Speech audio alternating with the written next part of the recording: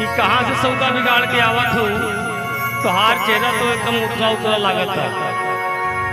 ऐसन तो कौनो बात नहीं खे, केवल आपके लागत आ। सुना, हम कुछ बोला चाहत है। सुनावा। तो गोरिया का हवा, गोरिया का हवा है राइल तोर ना दुनिया जवनिया का दिल घायल भइले हो।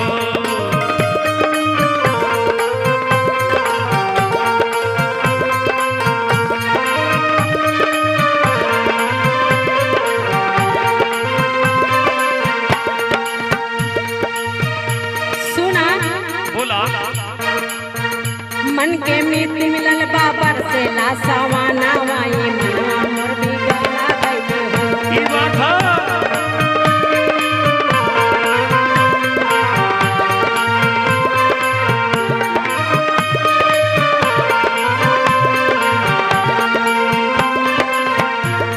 सही बात है। बोला कहवा छलकल गगरी देहिया पियर कई दिहु सगरी।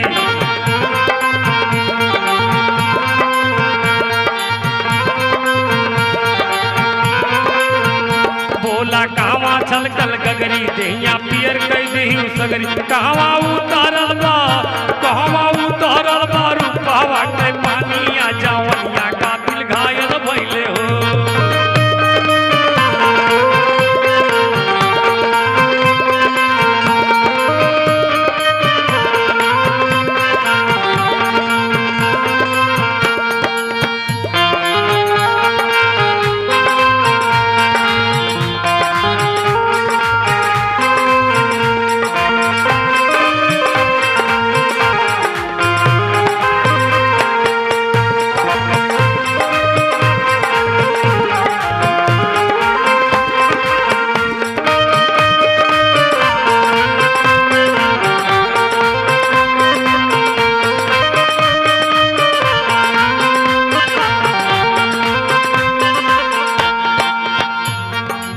सुना।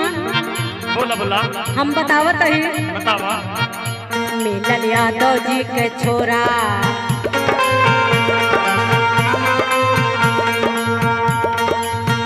दिहले माखन एक कटोरा।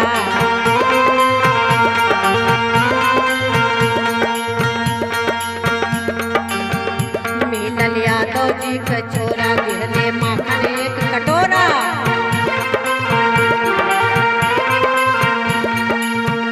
माखन दही खिया के हो,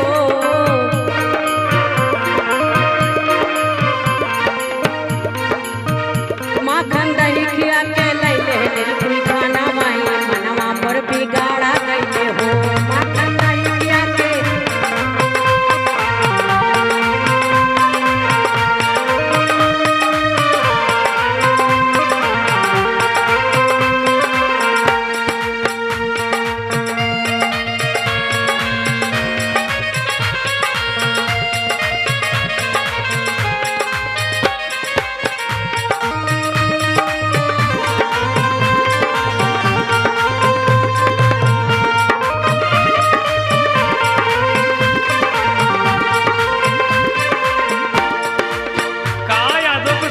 कटोरा माखन दे। सुना। सुनावा। बच के यादव जी से रैया हमके बाद में फिर ना कहिया। अच्छा ये बात बा।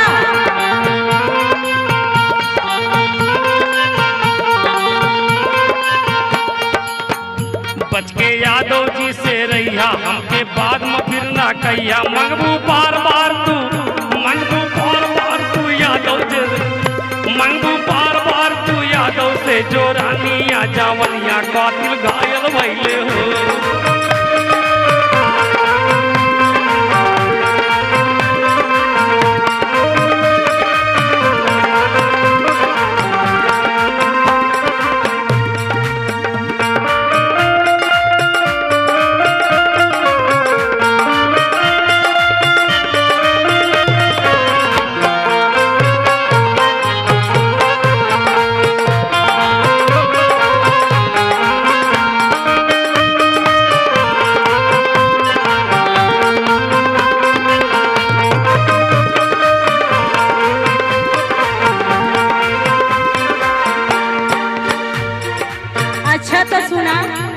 बोला।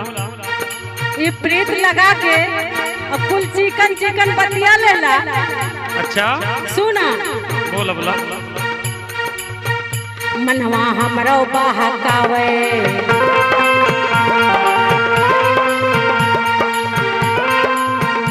केहू और न मनवा भावे, केहू और न मनवा भावे। यादव के अलावा केहू न भावेला। सुना आपके सिवा हमके केहू नीक न लागेला। अच्छा मनवा हमरो बहकावे केहू और न मनवा